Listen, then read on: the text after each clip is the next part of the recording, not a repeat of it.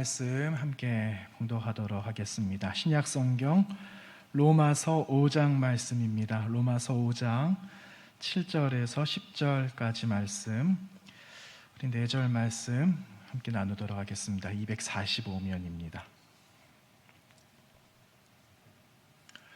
우리 4절 말씀을 우리 한 목소리로 함께 봉독하겠습니다. 의인을 위하여 죽는 자가 쉽지 않고 선인을 위하여 용감히 죽는 자가 혹 있거니와 우리가 아직 죄인 되었을 때에 그리스도께서 우리를 위하여 죽으심으로 하나님께서 우리에 대한 자기의 사랑을 확증하셨느니라.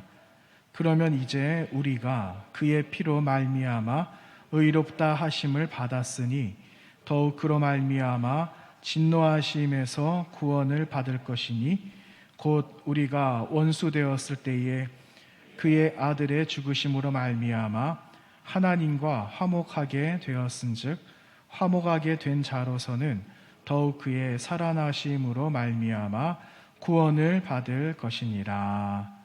아멘. 오늘 하루를 잘 보내셨습니까? 하루가 참 길었던 오늘 하루였던 것 같습니다. 오늘은 그 아침부터 함안을 다녀오는 바람에 새벽 기도도 못하고 그 새벽 시간에 함안을 다녀왔거든요. 그래서 발인 다 하고 그리고 이제 돌아왔는데 저희 출근할 시간쯤 되더라고요.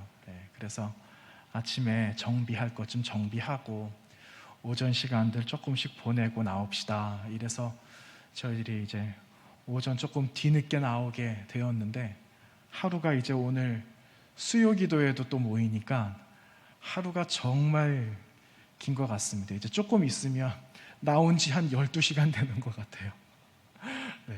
그래도 참 얼마나 그게 감사한지 아침에 많은 분 못 가셨는데 원로 목사님 새벽에 오셔가지고 우리 조 권사님 또 우리 교역자 이렇게 해서 저까지 해서 4명이 다녀왔는데 참 든든했습니다. 여러분 일당 100 이렇게 해서 여러분들 마음을 다 모아가지고 다녀왔는데 이분들 한 분 한 분들이 안 계셨으면 참 어떠했을까 이런 생각이 드는 겁니다. 더군다나 저는 처음 만나는 분들이죠. 이러니까 이렇게 서로 동력의 관계가 되고 서로 힘이 되니까 이게 참 의지가 되고 참 좋았다라는 그러한 개인적인 마음이 있었습니다. 여러분, 제가 왜 처음 서두에 이런 말씀을 드리는가 하면은 다 이유가 있습니다. 오늘 말씀하고도 관계가 있는데, 여러분, 제가 조금 전에 동력의 관계라고 많이 말씀드렸잖아요. 동력. 여러분, 동력의 관계, 같은 입장에서 같은 목표를 보고 같이 그 일을 해나가는 사람이 바로 동력자 아니에요? 그런데 우리가 이 동력의 관계를 가지고 있는데, 여러분, 우리가 만약에 상하관계다 이렇게 하면은 아마 조금 힘들 겁니다. 그런데 이게 만약에 친구의 관계다라면은 이 동력하기가 얼마나 좋을까, 얼마나 또 쉬울 때도 있지만 또 까다로울 때도 있지만 그래도 함께 할 수 있는 사람이 있고 함께 할 수 있는 마음, 이런 마음도 나눌 수 있고 이것이 참 귀한 것 아닌가라는 생각을 해보게 된다라는 거죠. 여러분 지금까지 오시면서 친구분들, 여러분 교회 밖에서 만나시는 친구분들 있으시죠? 친구분들. 그런 친구분들을 만나시면 여러분 어떻습니까? 기분이 좋을 때도 있고 또 어떻게 보면은 친구들 가운데 그냥 숙제거리가 있는 친구들도 있어요. 저도 갑자기 생각이 나는 친구가 있는데 좀 숙제가 되는 친구가 있기도 있고, 그렇지만 그 친구가 참 많이 의지가 되기도 했었고, 그리고 지금도 전화를 한번 해보면 그냥 격 없이 어저께 만났던 친구처럼 그냥 이렇게 허허 웃으면서 통화할 수 있는 그런 친구도 있고, 그래서 친구라는 관계는 참 좋은 관계다라는 생각을 한번 해보게 되는 거죠. 그런데 여러분, 우리 하나님을 생각하면 과연 친구의 관계로 맺을 수 있을까? 하나님을 나의 친구로 할 수 있을까? 생각을 하면은 좀 그렇죠. 하나님을 어떻게 내 친구로 만들어? 그런데 여러분, 놀랍게도 우리 예수님께서는 우리와 친구가 되시기 위해서 이 땅에 오셨다라는 겁니다. 요한복음의 말씀이 있는데 나중에 좀 나누기로 하고, 여러분, 그 하나님 이러면 여러분 어떤 이미지가 먼저 생각이 나세요? 그 보통 이렇게 말들을 많이 하거든요. 아버지에 대한 그 이미지가 조금 강하면 하나님에 대한 이미지도 좀 강하답니다. 예. 그런데 아버지에 대한 이미지가 참 좋거나 인자하거나 그러면 하나님에 대한 이미지도 좀 그렇다라고들 이야기를 하시더라고요.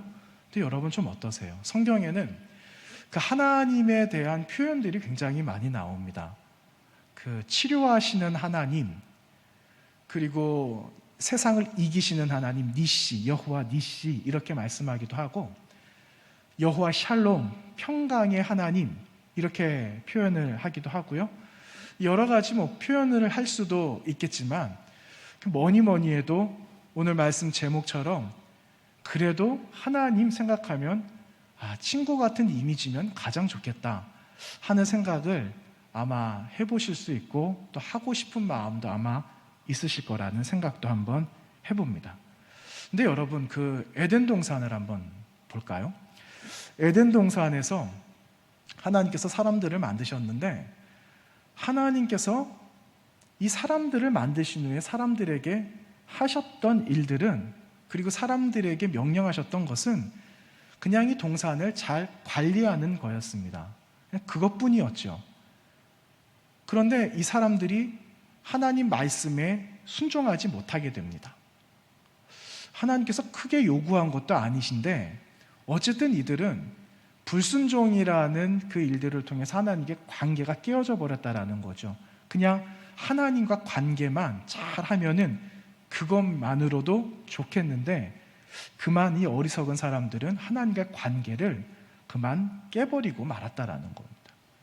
그러니까 에덴 동산에서 하나님과 사람들은 친구 관계로 오래오래 살아갈 수 있었음에도 불구하고 그 관계가 깨어져 버렸다라는 거죠. 그런데 여러분, 성경에 보시면 하나님께서는 이미 사람들과의 관계가 깨어져 버렸지만 에덴 동산에서 그 이후에 보시면 아브라함이나 모세나 이런 사람들을 보면은 하나님께서 그들에게 뭐라고 말씀하시냐면은 친구라고 말씀을 하세요. 친구. 그리고 다윗이나 이런 사람들에게 이 사람들은 내 마음에 합한 자다 이런 말씀들을 하시거든요. 여러분, 욥이라는 사람을 하나님께서 어떻게 평가하세요? 동방의 가장 큰 의인이다 이렇게 말씀하시거든요. 노아도 의롭다라는 말씀을 하세요. 이렇게 평가들을 하셨어요. 그래서 그 사람들 가운데는 어떤 사람들은 하나님께 평가를 이렇게 받으며 하나님과의 아주 돈독한 관계를 맺으면서 살아갔는데, 여러분, 이게 만약에 어느 한 소수의 사람들에 한정되어져 있다면 여러분, 우리가 하나님과의 관계를 친구처럼 맺을 수가 없다라는 거죠. 그런데 이 문제를 해결하시기 위해서 오신 분이 계세요. 그분이 누구실까요? 맞습니다. 그분이 예수 그리스도예요. 그 예수 그리스도께서 우리와 친구가 되어주시기 위해서, 모든 사람들에게 친구가 되어주시기 위해 우리 주님께서 오셨다라는 거죠. 여러분, 그 결정적인 사건이 무엇입니까? 바로 십자가 사건이잖아요. 십자가 사건을 통해서 성전의 휘장이 위에서 아래로 반으로 찢어지는 그러한 놀라운 역사가 이 성경에 기록되어져 있습니다. 누가복음 23장 45절 말씀에 성소의 휘장 한가운데가 찢어졌다 이렇게 기록하고 있거든요. 성전에 있었던 그 휘장 한가운데가 찢어졌다, 이 말은 누구나가 하나님 앞에 나아갈 수 있게 되었다라는 겁니다. 우리가 지금 이 자리에 하나님께 나온 거와 동일한 거죠. 여러분, 오늘 나누지 않았지만 5장 11절 말씀, 오늘 10절까지 봤거든요. 11절 말씀에는 이렇게 기록하고 있습니다. 이 말씀을 그뿐 아니라 이제 우리로 화목하게 하신 우리 주 예수 그리스도로 말미암아 하나님 안에서 또한 즐거워하느니라. 이렇게 기록하고 있어요. 휘장이 위에서부터 아래로 반으로 쭉 찢어져. 그래서 하나님과 화목하게 되었다라는 것을 오늘 바울 사도는 로마서에서 말씀하고 있는 거죠.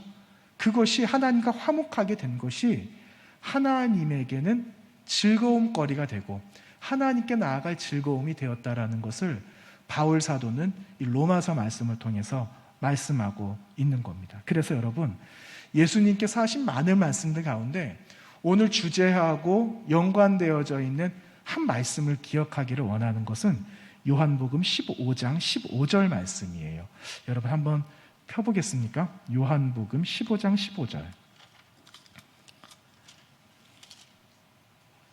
요한복음 15장 15절 말씀입니다. 174페이지.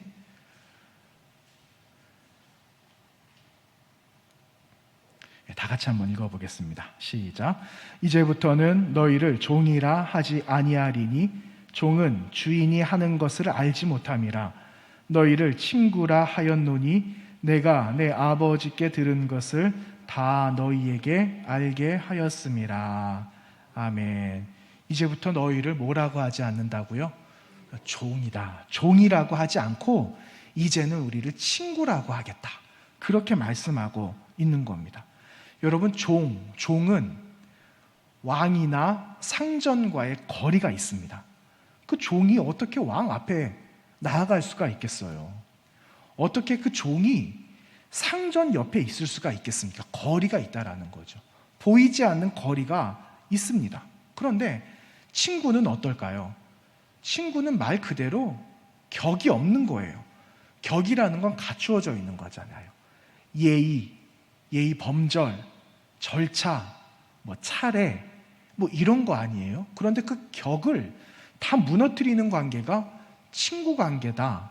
그러니까 우리는 너무너무 큰 은혜를 누리게 되는 겁니다. 격 없이 하나님께서 예수 그리스도를 통해 친구가 되게 하신 것은 언제나 언제든지 아무 때든지 내가 필요할 때 친구 대신 예수님께 다가가면 친구 대신 예수님은 우리를 받아주신다라는 거죠. 여러분, 우리는 이런 은혜를 입게 되었어요. 하나님께서 예수 그리스도를 통해 우리를 친구로 삼아주셨는데 이제 우리 편에서 그럼 친구 대신 예수님께 우리는 무엇을 어떻게 해야 될까? 아니면 친구 대신 주님과의 관계를 위해서 우리가 할 수 있는 것은 무엇일까? 이것이 이제 오늘의 우리의 과제다라는 거죠. 자, 여러분, 우리가 하나님과 친구 되기 위한 원리 한 가지만 나누겠습니다. 하나님과 가까운 친구가 되기 위해서는 이 친구를 알아야 돼요. 그러면 그냥 얼굴만 보면 알 수 있습니까? 아니잖아요. 어떻게 해야 됩니까? 말을 걸어봐야 돼요. 말을 걸어보고 통성명도 해봐야 되고, 나는 누군데, 나는 고향이 어딘데, 나는 뭐를 좋아하는데 너는 어떠냐? 라고 물어보면서 서로 대화를 나누어 가면서 친구가 되고 친구를 알아가는 거죠. 여러분, 우리가 하나님과 어떻게 대화를 나눌 수 있을까요? 어떻게 대화 나눌 수 있을까요? 한마디로 말하면 여러분, 기도라고 할 수 있을 거예요. 그런데 여러분, 기도하면은 어떠세요? 마음이 편하십니까? 아니면 좀 마음이 무거우세요? 어떠세요? 좀 편하다고 생각하시는 분들도 계시지만 괜히 뭔가 숙제해야 될 것 같고 여러 가지 생각이 드실 것 같다라는 생각이 듭니다. 그런데 여러분, 우리가 어렵다라고 생각하면 진짜 어렵고, 그렇지만 어렵지 않다라는 거예요. 그 갓난아기들 이제 말하기 시작하고 옹알옹알 할 때 무슨 말을 할까 애들이 고민하지 않잖아요. 닥치는 대로 말하거든요. 닥치는 대로 말하다가 이제 말하는 법을 알게 되잖아요. 아, 이렇게 말하는 거 아니야 라고 수정해 주시면 부모님이 그때 말하는 법을 알게 되는 거예요. 그런 것처럼 여러분, 어렵다라고 생각하는 게 아니고 하나님께 그냥 나의 마음을, 내 생각을, 내 입술의 말을 그냥 하나님께 드려보는 거죠. 그리고 여러분, 우리가 기도가 어렵다, 기도가 좀 무겁다, 좀 왠지 숙제 같다, 이렇게 생각하는 것 중에 하나가, 왠지 기도를 하려면 정해진 시간, 정해진 장소, 하나님과 단둘이만 있어야 되는 그런 시간, 이런 시간들을 만들어야지만 기도할 수 있어 라고 생각하는 사람들도 있다라는 거예요. 근데 여러분, 그렇지 않아요.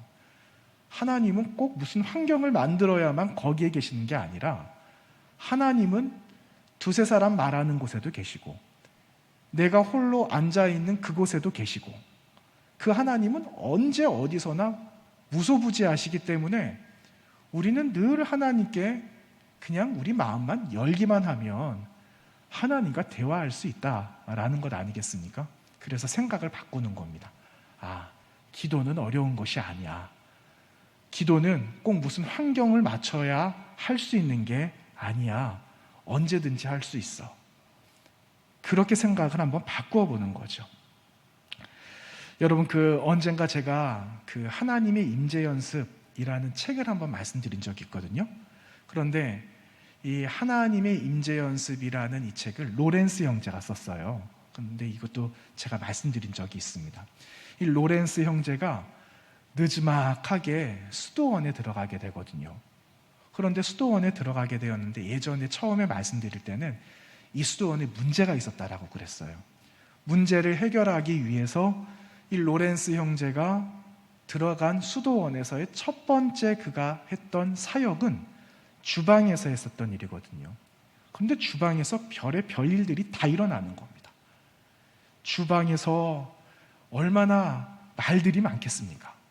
그런데 여러분, 이 주방에서 이 로렌스 형제가 너무너무 고난을 당하고 모진 핍박도 당하고 이제 그러는 거예요. 사실은 이 수도원의 문제 해결하기 위해서 파송되어 온 새 수도 원장이었잖아요. 나중에 알게 되지만. 그런데 그가 그 자신을, 정체를 드러내기 전에 이 로렌스 형제가 그것 가운데 자기가 묵묵히 하나님만 바라보거든요. 어디 가서 무슨 말을 하는 게 아니라 자기에게 맡겨져 있는 그 시간과 이 어려운 모든 순간도 그냥 참아내는 거예요. 그러면서 그가 깨닫게 되는 게 하나 있어요. 무엇을 깨닫게 되느냐? 하나님과 하나님의 임재를 알고 하나님의 임재를 경험하고 내가 하나님과의 좀 더 가까운 관계가 되려면은 우리의 행동을 바꾸는 것보다는 우리의 마음가짐, 이 태도를 먼저 바꿔야 된다라는 것을 깨닫게 되었어요. 여러분, 우리가 이런 말 하잖아요. 아, 이거 하는 거 그냥 마음 먹기에 달렸어. 그렇게 말씀하시잖아요. 그런 거와 같은 거예요. 우리가 하나님과 가까이 가기 위해서, 하나님께 가까이 나아가고 그분과 친구가 되기 위해서, 하나님과의 관계를 좀 돈독하게 하기 위해서는 여러분, 나의 행동을 어떻게 바꾸기보다 나의 마음을 먼저 바꾸는 겁니다. 내 마음을 하나님께 먼저 올려드리는 거죠. 내 마음을 하나님을 향하여서 서 있는 거죠. 그렇게 해서 하나님을 내 마음에 모시고 하나님의 말씀을 내 마음판에 새기고, 그렇게 우리는 살아가야 된다라는 거. 아무리 환경을 바꾼다고 그래도 바뀌지 않는다면은 여러분, 우리의 마음을 빨리 새롭게 고쳐서 하나님과의 단절되지 않는 그 삶을 계속해서 이어져 가야 한다라는 것입니다. 여러분, 우리가 하나님께 예배하고 기도하기 위해서는 여러분 모든 환경을 다 갖추어야 된다라고 생각할 수도 있거든요. 그런데 여러분, 우리가 어디서 예배하든 어디서 기도를 하든 여러분, 이곳에 하나님이 계신다라는 그 마음 변하지 않는 겁니다. 여러분, 어저께, 이제 오늘하고 어저께죠.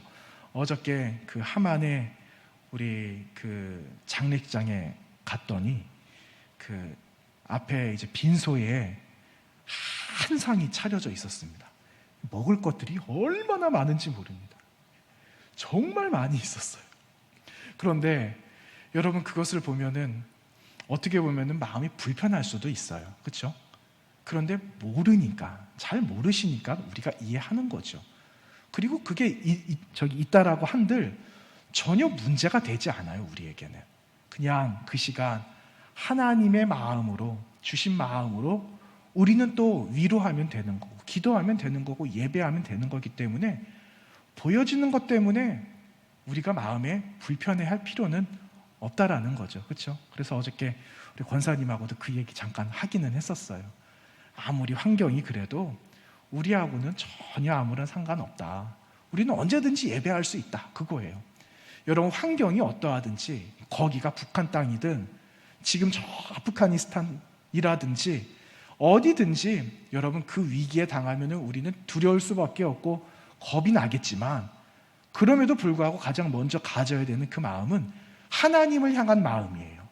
하나님을 향하여서 나의 마음을 열고 하나님을 향하여서 내 마음을 드릴 때에 그 하나님이 나의 마음속에 이미 임재하여 주시고 임재하셔서 우리와 늘 함께 하시는 따스한 성령의 그 온기로 우리를 채우신다라는 사실을 우리는 기억해야 하는 겁니다. 그러기 위해서 여러분, 우리는 어떻게 해야 되는가? 데살로니가전서 5장 말씀에 여러분 이런 말씀 나오잖아요. 5장 17절 말씀에 쉬지 말고 기도하라, 이런 말이 나와요. 16절에 항상 기뻐하라, 17절에 쉬지 말고 기도하라, 이 말씀이 나오거든요. 아니, 어떻게 쉬지 않고 기도할 수가 있는가, 이렇게 생각할 수 있는데, 여러분 역시나 이 로렌스 형제, 이 수도사인데요.